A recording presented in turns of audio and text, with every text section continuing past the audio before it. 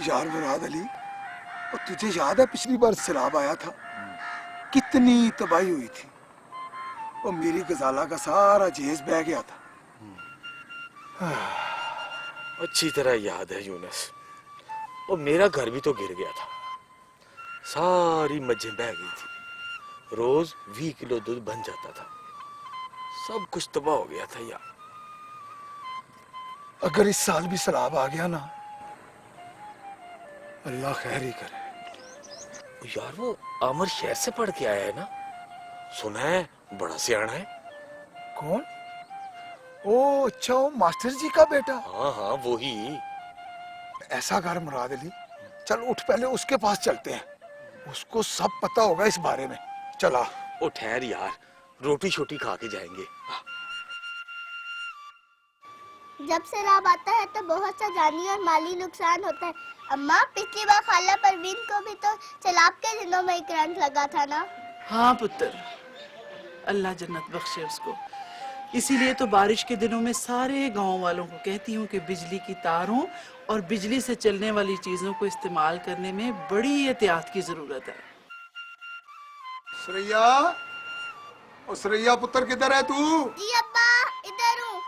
बेटा माँ से कह कि जल्दी से मुझे खाना कमरे में दे दे, मैंने मास्टर जी के बेटे को मिलने जाना है। जी आई अब्बा।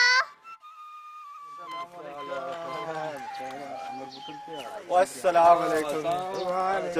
खैरियत है? ठीक है, आप अस्सलाम वालेकुम। ठीक ठाक। अल्लाह तुझे खैर जीते।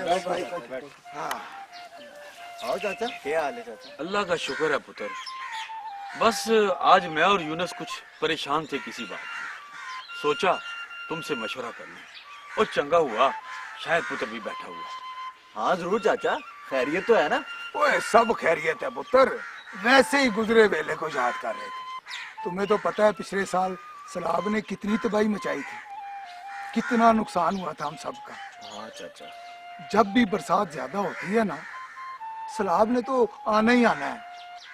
क्या हम लोगों के दो डंगर घर इसी तरह गिरते रहेंगे?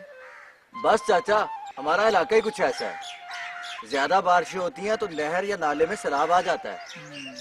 और जरूरी नहीं कि बारिश इधर हो तो सैलाब आए, कहीं दूर बारिश होती है तो उससे भी सैलाब आ जाता है। ओ अपना पुत्र, कोई ऐसा हल या कोई ऐसा रास्ता हो कि सैलाब आने से नुकसान कम से कम हो। ओ हाँ चाचा, अल्लाह के कामों में कोई दखल तो नहीं दे सकता, लेकिन सैलाब आने की सूरत में कुछ ऐसी कोशिश करनी चाहिए कि नुकसान कम से कम हो। ओ बस पुत्र, यही बात तो पूछने के लिए हम आए। चाचा मुराद अली, सैलाब से ज्यादा नुकसान इसलिए भी होता है कि घरों और इमारतों के थल्ले ऊंचे नहीं रखे जाते।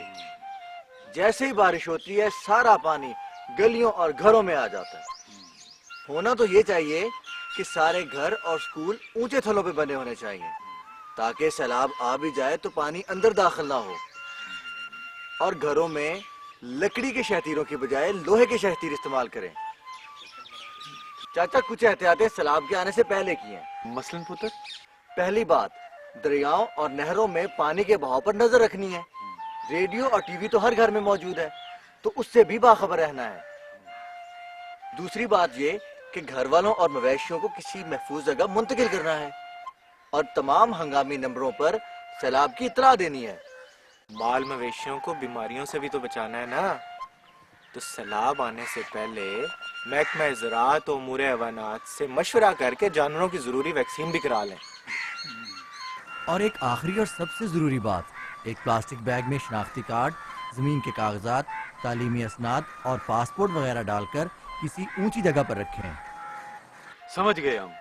तो पुत्र, सैलाब आने के बाद भी कोई तदाबीर है? देखो जी, जब सैलाब आ जाए तो ऐसे इलाकों में नहीं जाना जहाँ सैलाबी रेले के आने का खतरा हो, और ऐसी जगहों से पानी पार नहीं करना जहाँ पानी घुटनों से ऊंचा हो। दूसरा ये कि पानी से ढके पुल और सड़कों को पार करने से परहेज करना है। पानी ज्यादा होने की सूरत में गड्डी ट्रैक्टर नहीं गुजारना, और सैलाबी पानी में तैरने की कोशिश नहीं करनी। आपको तो पता ही है कि बुनियादी सेहत के मराकज़ और स्कूलों की इमारतें पक्की और महफूज होती हैं, तो सैलाब आने की सूरत में इनको पनाहगाह के तौर पर इस्तेमाल किया जा सकता है। बेटा, जब थोड़ा सा पानी उतरने लगे तो फिर हमें क्या करना चाहिए? चाचा, जब तक गवर्नमेंट ऐलान ना कर दे घरों को वापस नहीं जाना। रेडियो सुनते रहें जब तक मनादी ना कर दी जाए कि खतरा टल गया है, घरों को वापस नहीं जाना, ना ही बिजली जलानी है। सारी तारें चेक करवानी है कि गीली तो नहीं पानी की वजह से।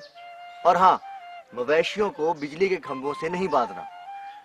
चाचा जी, आफात से बचाव के लिए जरूरी है कि हम अपने इलाकों से रजाकारों की निशानदेही करें और मुतलका इदारों से आफात से पहले, दौरान और बाद की तैयारी और बचाव की तरबियत करवाएं। मैंने और आमिर ने भी ये तरबियत ली हुई है।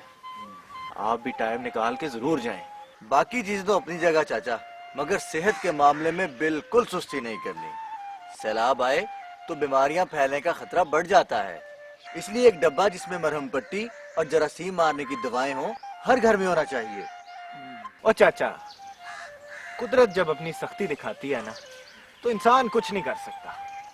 बस कोशिश यही करनी चाहिए कि नुकसान कम से कम हो और जान बच जाए।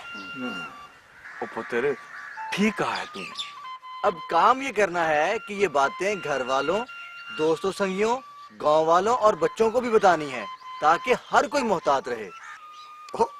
क्यों नहीं पुत्र, मैं अभी जाकर अली और सरैया को तेरी सारी बातें बता दूंगा। और कल चौपाल में सब संगियों को भी समझाएंगे। ओए पुत्रो, तुम्हारी बड़ी मेहरबानी, और तुमने आज हमें बड़ी काम की और बड़ी पते की बातें बताई हैं। चल मुरादे, चलते हैं। और बड़ी मेहरबानी पुत्र। अच्छा बेटा। अच्छा चाचा।